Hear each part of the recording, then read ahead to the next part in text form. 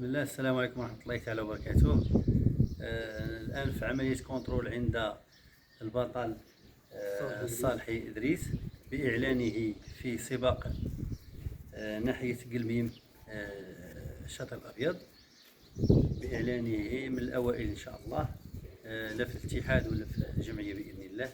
نتمنى له التوفيق. وراه طاح بجوج روندا مطلق من تنظيم الجمعية المغربية لعشاق الحمام باليوسفية تحت إشراف اتحاد مراكش آسفي، وتنتمنوا التوفيق للأخ إدريس وله الكلمة. شكرا الأخ إبراهيم.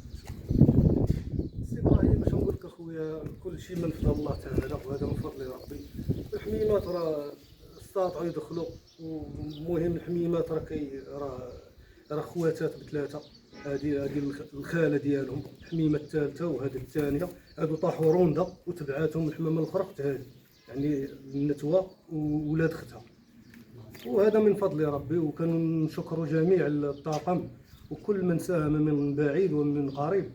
المهم تحيه لجميع الاخوان اللي سهروا على انجاح هذا الموسم الرياضي، وكنشكروا جميع الاخوان المشاركين، وتحيه لكل من هو كيبغي الخير لهذه الجمعيه وكيبغي المواكبه.